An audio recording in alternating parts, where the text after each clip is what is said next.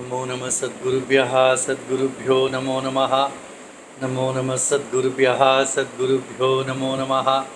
ज्ञानवैराग्यसम्पूर्णान् हरिभक्तिपरायणान् पूर्वाचार्यान् अहं वन्दे सम्प्रदायप्रवर्तकान् श्रीमद्भगवत्पादमाचार्यं श्रीमद्रामानुजं मुनिं श्रीमदानन्दतीर्थं च रामानन्दयतिं हितं श्रीवल्लभं च निम्बार्कं कृष्णचैतन्यमेव च ज्ञानेश्वरं तथान्यान् च पूर्वाचार्यान् स्मराम्यहम् आचार्येषु सर्वेषु तारतम्यं विना कलौ शुद्धं भागवतं धर्मं जग्राह प्रेमिको गुरुः।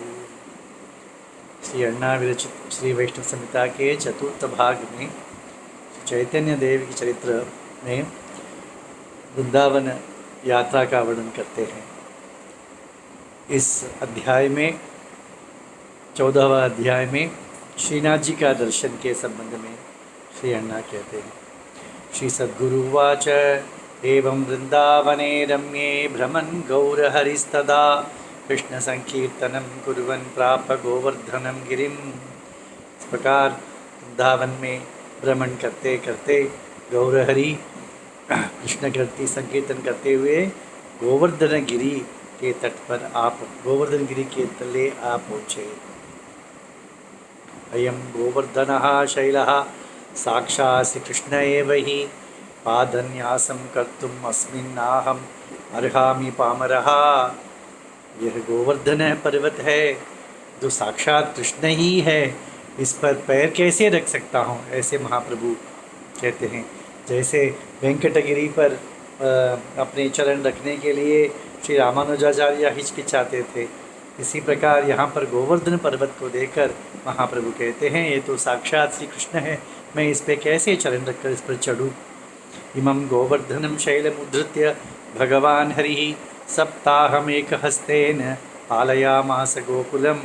इसी गोवर्धन पर्वत को 7 दिन अपने अंगुली में लेकर धारण कर गोकुल की रक्षा की थी भगवान ने।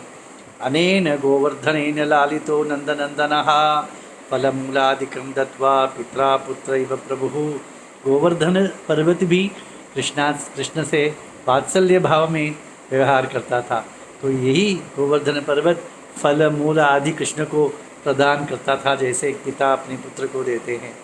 अस्मै गोवर्धनायास्तु वारं वारं नमो नमः यस्मिन् वसति यदानन्दं श्रीनाथो भक्तवत्सलः। इस गोवर्धन पर्वत को बारंबार नमस्कार करता हूँ, दंडवत करता हूँ। इसी पर्वत पर तो श्रीनाथ जी विराजमान है। अस्मात् गोवर्धनादेव निर्गता परमात्मनः आपाताल ब्रह्मलोक व्यापिनी महती तनुः। अस्य गोवर्धनस्य गुहायां नंदनंदनः चकार विविधां लीलां वृषभानुजया सह।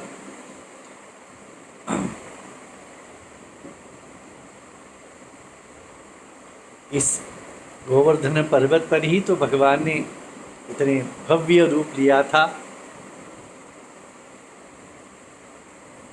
कहते हैं ना भव्य रूप, गोवर्धन का रूप ही भव्य रूप लिया था भगवान ने, और प्रसाद ब्रजवासियों के प्रसाद को पाया भगवान ने।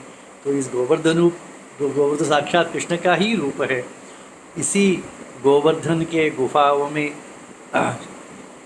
गोवर्धनेश ऐसे के चकार प्रियकांताया श्रृंगारम अस्य गोवर्धनस्य गुहायां नंदन चकार विविधा लीला। राधा जी से अनेक प्रकार की लीलाएं इसी गोवर्धन के गुफाओं में किया था भगवान ने। अस्मिन् गोवर्धने शैले रसिकेन्द्रः स्वयं हरिः चकार प्रियकांतायां श्रृंगारं गिरिधातुभिः। इसी गोवर्धन पर्वत पर रसिकेंद्र है ना भगवान, उन्होंने अनेक प्रकार के धातुओं से अपनी प्रिया राधा जी का श्रृंगार किया था। इति संचिन्तयन् भक्त्या प्रेमाश्रुभरिताननः पुण्यं गोवर्धनं शैलं परिरेभे पुनः पुनः। ऐसे चिंतन करते हुए महाप्रभु गोवर्धन पर्वत को ही आलिंगन करने लगे पुनः पुनः। श्रीनाथ विरहाक्रांतो गोवर्धन गिरिस्थले उवास भगवान गौरो विनिद्रो वायुभोजनः। श्रीनाथ जी के दर्शन से आतुर होकर बिना निद्रा भोजन के वे गोवर्धन के तले ही उपस्थित थे। श्रीनाथ प्रेम भक्ति समाकृष्टः श्रीनाथो भक्तवत्सलः अवदुख्य गिरिश्रेष्ठा दर्शनम पददौ हरिः। तो क्या श्रीनाथ वहाँ पर गोवर्धन पर्वत पर रहेंगे? वे तो प्रेम भक्ति से आकृष्ट होकर भक्तवत्सल है, तो वहाँ से गिरि से उतरकर नीचे आकर महाप्रभु को दर्शन दिया। नेत्रानंदप्रदम देवम नवाम्भोदर सुंदरम नलिनायतनेत्रं च नटनाग्रशेखरम दिव्यपीतांबरधरम नानारत्नविभूषणं वनमालाधरं कृष्णं वासुदेवं सनातनं गोवर्धनधरं चारुकोमलाधरपल्लवं सुगन्धचन्दनालिप्तं रञ्जितं मयूरबर्हमकुटं मन्दस्मितमनोहरं कुटिलालकसंयुक्तं कटिन्यस्तकराम्बुजं करेणैकेन शैलेन्द्रं ददानं लघुलीलया यस्त्यस्तचरणाम्भोजं साक्षात् मन्मथं। देखिए, सैकड़ों बार श्री अण्णा ने भगवान के रूप का वर्णन किया। प्रत्येक वर्णन विलक्षण होता है। देखिए, नेत्रानंद प्रदम देवम, नेत्र को आनंद देने वाले भगवान का रूप है। नवाम्भोदर सुंदरम, मेघश्याम है। नलिनायत नेत्रम च, कमल नयन है। नटनागर शेखरम, नृत्य कर्णों में नटनागर है वो तो। दिव्य पीतांबरधर है। नाना रत्न विभूषितम, वनमालाधर है। गोवर्धन धरम, गोवर्धन को धारण किया था अपने चारु सुंदर कोमला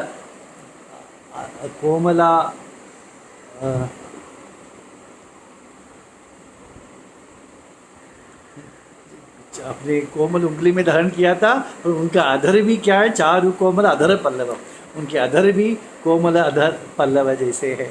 सुगंध चंदनालिप्तम, सुगंध चंदन से लिप्त है। नव कुंकुम रंजितम, मयूर बर्ह मकुटम, मयूर पंख का मुकुट है। मंदस्मित मनोहरम, सुंदर स्मित का छवि है। कुटिलालक संयुक्तम, सुंदर गुघराले केश है। कठिन्यस्त कराम्बुजम, अपने कमर में एक हाथ को रखा हुआ है।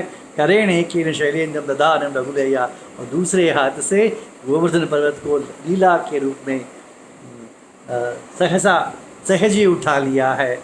व्यस्तस्त चरणाम्बुजम, चरण को तिरछी करके रखा हुआ है। साक्षात मन्मथ है। मन्मथ को भी, मन्मथ के लिए भी मन्मथ है वह। ऐसे भगवान ने, जो श्रीनाथ जी अभी हम देखते हैं ना ठाकुर द्वार में, नाथ द्वार में, वही श्रीनाथ जी। एवं विलोक्य गोविंदम गौरांग पुलकांचितः पपातमुचितः सद्य श्रीनाथ चरणाब्जयो। ऐसे श्रीनाथ जी का दर्शन कर कर महाप्रभु उनके चरणों में गिर पड़े।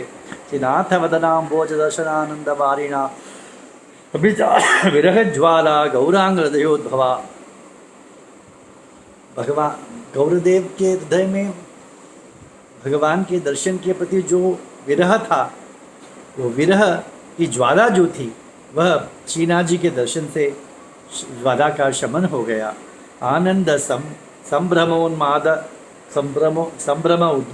कुतूहल समाकुलः श्रीनाथ तस्याग्रतो गौरशकार नटन प्रभु।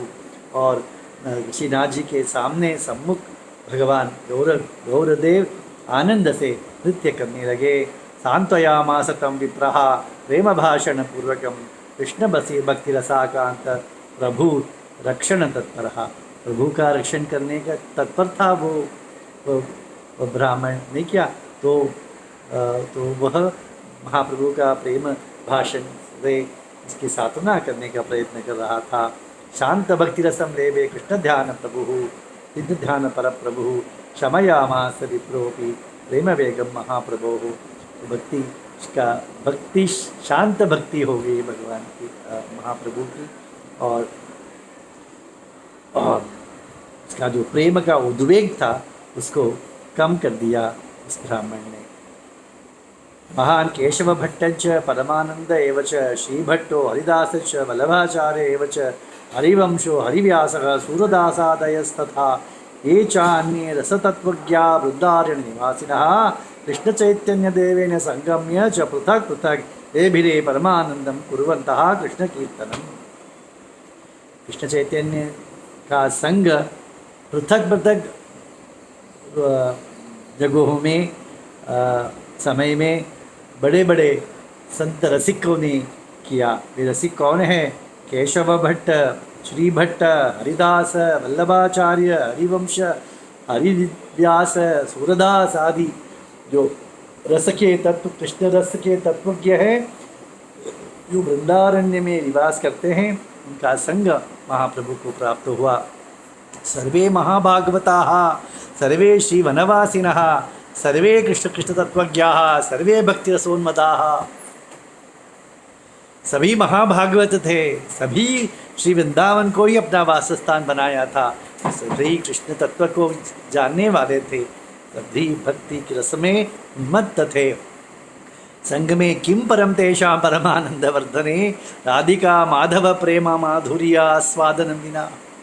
तो ऐसे संग प्राप्त हो जाने के पश्चात राधा माधव के प्रेम माधुर्य का आस्वादन के बिना कैसे रह सकते हैं वे? उनके लिए और परमानंद का विषय क्या हो सकता है? प्रायशः यतयो लोके निस्संगम कामयन्ति ते आत्मानात्म विचारेण कुर्वन्तः कालयापन। प्राय ये सन्यासी लोग होते हैं, वे एकांत प्रिय होते हैं, क्योंकि उनमें एकांत में रहकर आत्मा अनात्म का विचार करते रहते हैं, करके अपना समय व्यतीत करते हैं। वर्धते तत्परम ज्ञानम निस्संगे नैव योगिनां, किंतु प्रवर्धते भक्ति तत्संगे नैव माधवे। इस प्रकार उनका उन योगियों का ज्ञान भी एकांत में ही बढ़ता है। कोई संग न होने से ही एकांत में ही उनका ध्यान भी या उनका बढ़ता है। परंतु भक्ति कैसे बढ़ती है? भक्ति सत्संग से ही बढ़ती है। माधव में भक्ति, हरि भक्ति सत्संग से ही बढ़ती है। सत्संग में तू संप्राप्ते निस्संगेन च किं सुखम। श्री अण्णा यहाँ पूछते हैं, सत्संग यदि प्राप्त हुआ तो एकांत की क्या सुख है? देखिए कैसे पूछते हैं। हरिनामनी तिथे दिव्ये वृथा मौनव्रतम सता। अरे हरि नाम है, उसका कीर्तन करने के लिए जुहा है, ऐसे में मौन व्रत करना मूर्खता नहीं है, तो व्यर्थ है, ऐसा कहते हैं श्री अण्णा। हरि प्रसादे संप्राप्ते नरा दुर्भाग्यशालिनः उपवासं प्रकुर्वन्ति चित्तशुद्धे दृढ़व्रताः। हरि प्रसाद प्राप्त हो रहा है यहाँ पर, और कुछ लोग चित्त शुद्धि के लिए उपवास कर रहे हैं। क्या हरि प्रसाद से चित्त शुद्धि प्राप्त नहीं होगा? तो ये सब व्यर्थ है, ऐसा श्री अण्णा कहते हैं। ये तो भागवत धर्म है, अन्य नहीं अन्य को समझ में नहीं आएगा ये। वृंदारण्यं परित्यज्य यात्रां कुर्वन्ति केचन कूपस्नानं कामयन्ति यथा गंगा तटस्थिताः। वृंदावन को छोड़कर त्याग कर दो यात्रा बाकी जगह यात्रा करते हैं। वे कैसे हैं कि गंगा तट में रहते हैं और वहाँ पर गंगा में जाके स्नान कर सकते हैं ना? नहीं, तो गंगा के तट पर एक कूप है, एक कुआं है, उसमें स्नान करते हैं। इसी प्रकार वृंदावन है, वहाँ पर रस का आस्वादन करने के बजाय लोग अन्यत्र जाते हैं, मूर्खता है। एवं भागवते ही साकं प्रेम सल्लापमाचरन् अवसद यमुना तीरे बहूनि च दिनानि सह। इस प्रकार भागवतों का संग से प्रेम सल्लाप करते हुए यमुना तीर में बहुत दिन महाप्रभु निवास करते थे। श्री प्रेमिकेंद्र सद्गुरु महाराज की जय।